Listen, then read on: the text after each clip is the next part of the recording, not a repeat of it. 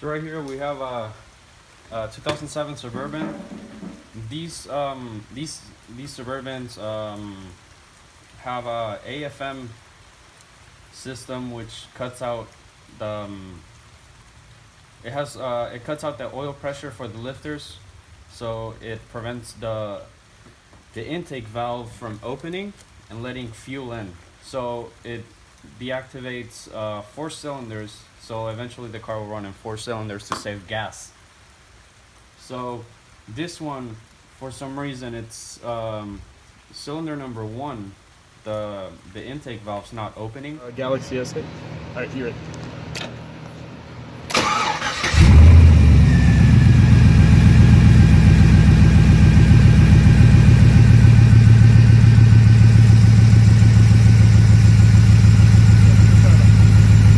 So I'm gonna go ahead and tear it down to see what's wrong with it. I believe is actually the solenoid cap, but the owner said just to tear it apart to see if the lifters are okay or if the cam is damaged, because there is a ticking noise in there.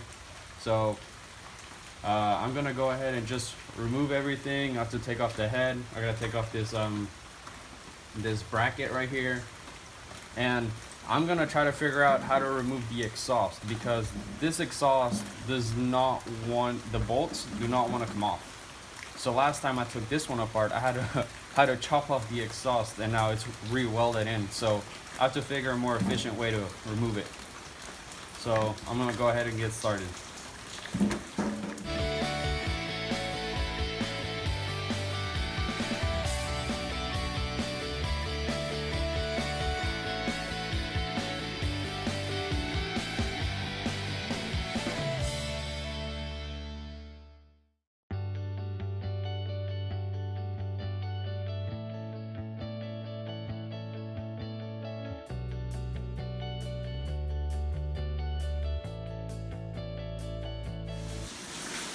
Okay, so it's been about 15 minutes since I did the video, and then I started the time lapse.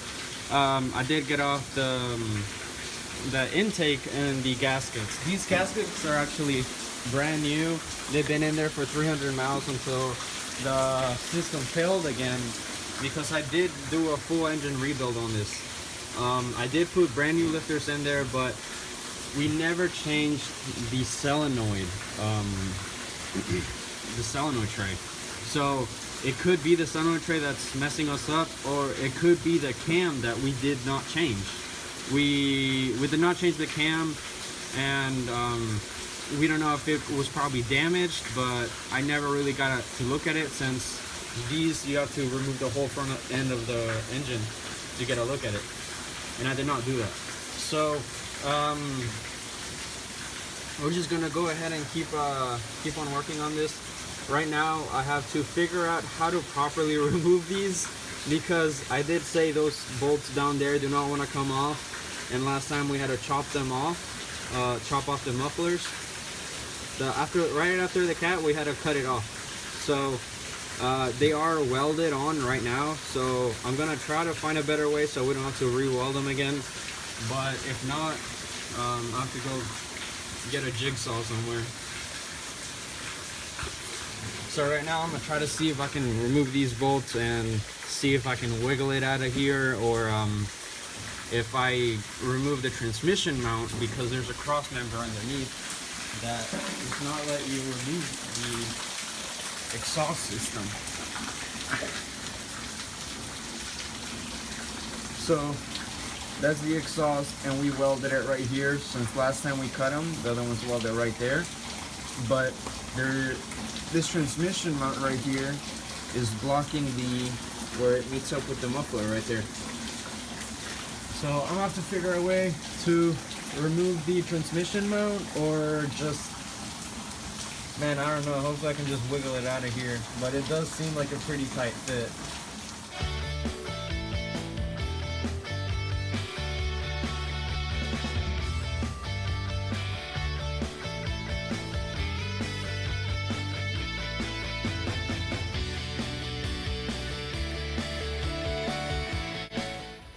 Okay, so I went ahead and removed the bolts from both sides for the headers.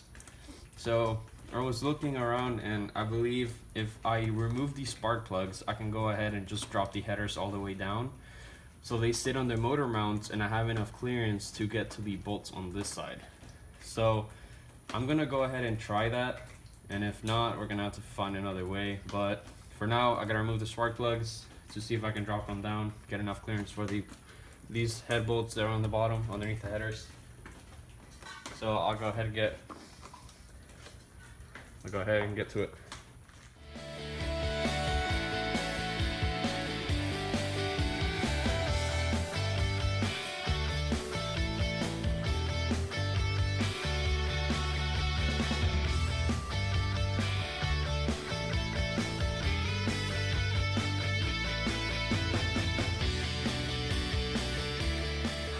Okay, so apparently you don't have to remove the headers to get the heads off. So I went ahead and removed these spark plugs, all 4 of them on this side, 4 of them on that side. I did break one because I did not know whenever I first dropped it, the headers were too close to the spark plugs, and I was yanking it back up and it broke it. But it's okay, I have another one, so nothing to worry about. The head's fine, it was just the tip that broke from the spark plug. So I'll go ahead and remove all the bolts. First I do have to take off this steering pump bracket right here.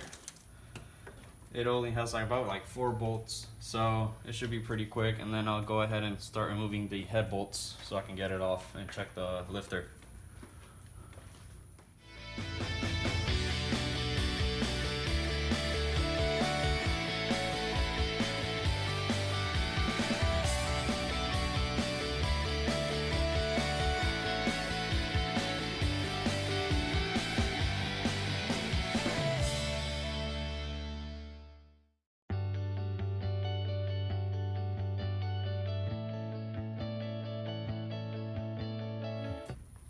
Alright, so I already got off the bracket bolts off, all the headers. I got this one water line off that goes bolted to the head. And to go ahead and continue, you do have to look up the bolt patterns. So these are the bolt patterns for this block, for this head. Okay, so I'm here in the engine bay. I already got the power steering bracket off. I got this water line right here off the head. So I have to get off the bolts now. You want to make sure you have the bolt pattern. So I have it right here. So what you want to do is start from, obviously from 15 and work your way down. I usually just take the top bolts off because they're really small, and I haven't had any problems with doing that. I don't warp the head or anything. So I usually just take off the top bolts, and then I go ahead and do the pattern on the big M10 bolts that are down here. So you see that one on the right there, and then the other one's in there. You also want to make sure you take off the rockers because you do not have access due to the rocker bracket that it goes right here. So I'm gonna go ahead and start removing the small bolts, and then I'm gonna go ahead and move it down to the big ones, and obviously do it with the pattern. So I'll start from the front right here, back, and then there goes 13, 15, 14, 13, 12. So back there, back, and then center. And I'll take those off, and then I'll keep on going with the other ones. These go on very tight, so I usually just I'll do all the steps backwards because these go on 22 foot-pounds, and then 90 degrees, 90 degrees, and then 35 degrees. So I usually just go with the 90 degrees, about 90 degrees, a little bit more. I'll take them off. 90 degrees, 90 degrees, and then I go ahead and just take them off completely so I don't warp the head while these are super tight on, and this one's super loose. I don't want to warp the head inside, so I just remove them, loosen them each one little by little. I don't know if that makes sense, but you'll see in the time lapse, and I'll go ahead and get started.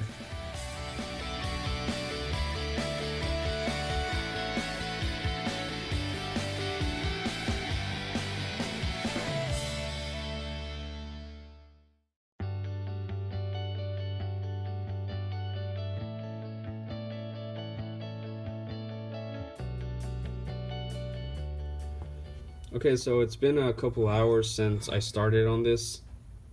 I basically left off on the small screws right here for the head.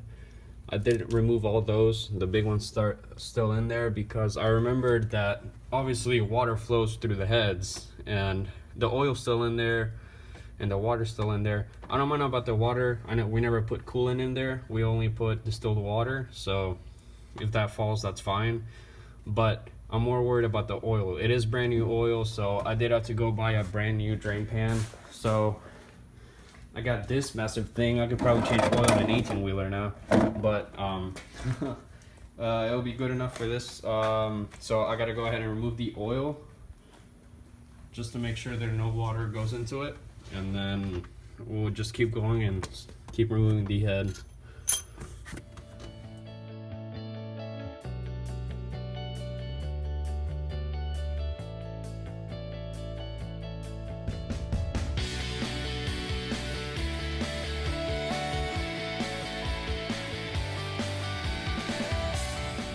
Alright, so we got the oil draining right now.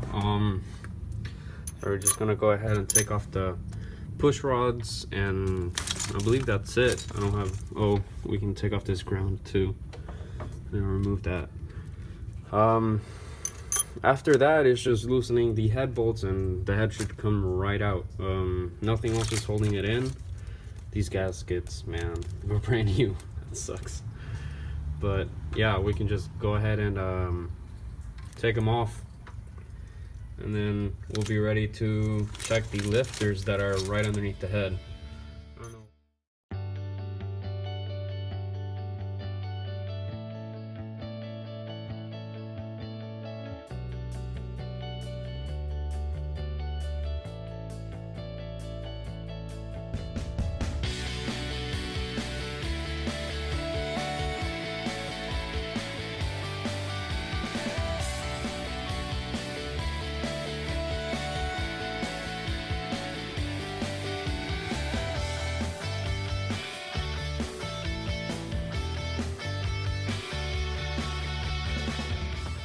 Alright, so as you can see, I already removed the head.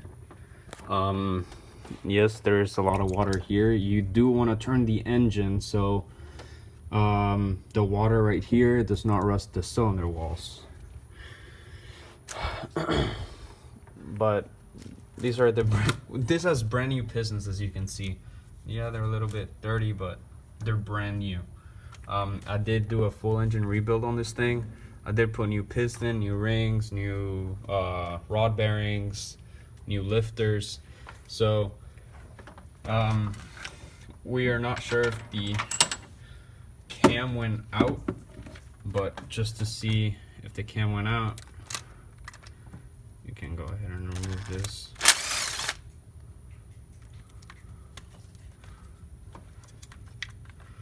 There you go. Leave that there. And with that, you have access to the lifters.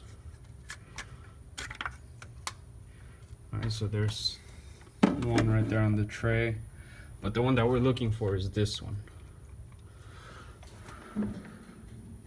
So as you can see, this one is a little bit chewed up in the bottom. I don't know if we can.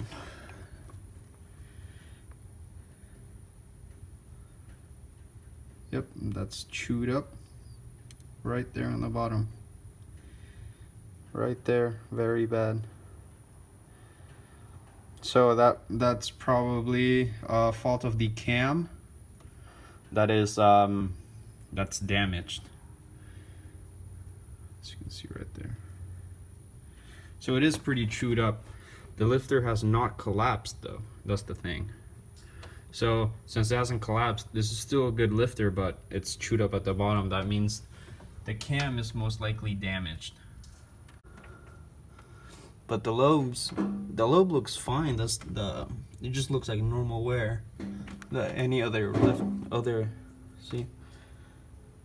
But it does look like it was slapping on the lifter, so it's a little bit chewed up right there, all around right there. See how type of bad chew right there? Oh no, that's just dirt.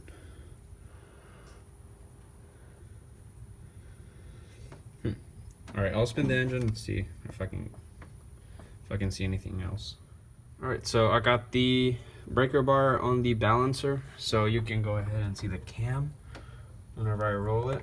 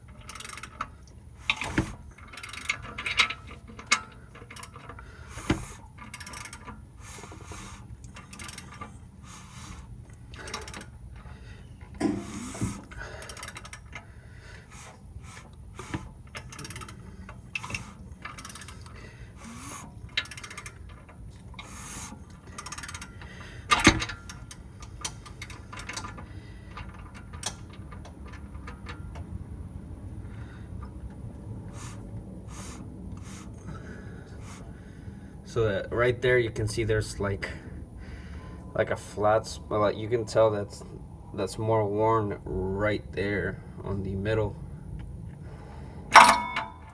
Okay, so I have a few conclusions to why the lifter could be chewed up, but it really makes no sense.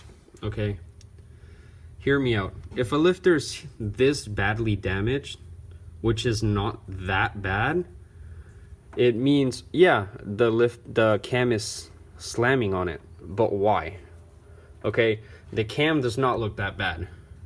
It looks like it has normal wear. This disconnects the oil pressure to the lifter. I'm not sure if this, once the oil pressure is gone, it still rides on the lifter, on the cam, or not. But it looks like it probably does. But maybe since the inside for the push rod gets pushed down, maybe it doesn't at all. Maybe imagine the cam is right here, it's riding on it, right? And the lobe comes, but the oil pressure is gone, so maybe the lifter just stays up here.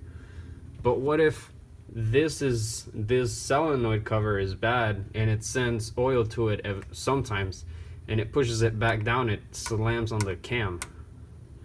So what I'm gonna check, if maybe one of these ports is clogged or something like that. So I'm gonna go ahead and remove this cover, and what I'm gonna grab is my compressor, and with my air gun I'm just gonna put it on the oil line to see if any junk or anything comes out of the oil lines for the lifter that fills it up.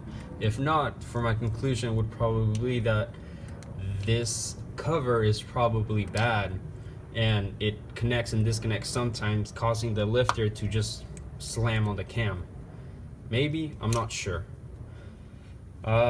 Possibilities could be anything at the moment, really. If I have to change the cam, well, I'll do it. I really don't mind. But for me, I really don't understand why it could be getting chewed up that bad. So I'm gonna go ahead and remove this cover, see what I can do, see if I can I'm gonna go ahead and do my test with the air, see if any junk comes out of here.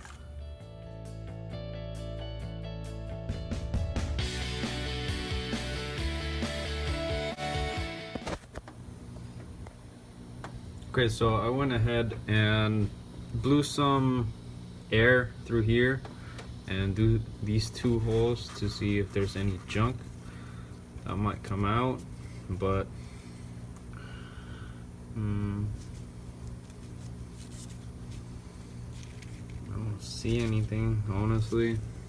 Just grime from the side right there, as you can see. But this one doesn't have anything either. It's just normal oil. So yeah, I really don't know what could be wrong with this. It could be just the solenoids that go on the top, or it could be, man, I don't know. It could be the computer. I don't know. I don't know what else. It could be the cam, but for the cam, for it to ram it like that and eat it up, chew it up like that, makes really no sense because the lobe is still there. So in my opinion, I really don't know what the problem could be.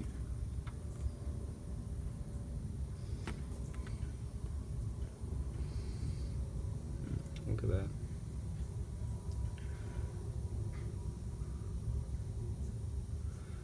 You see how it's kind of chewed up on the edges. The lifter's solid. I mean, it's brand new, you can tell.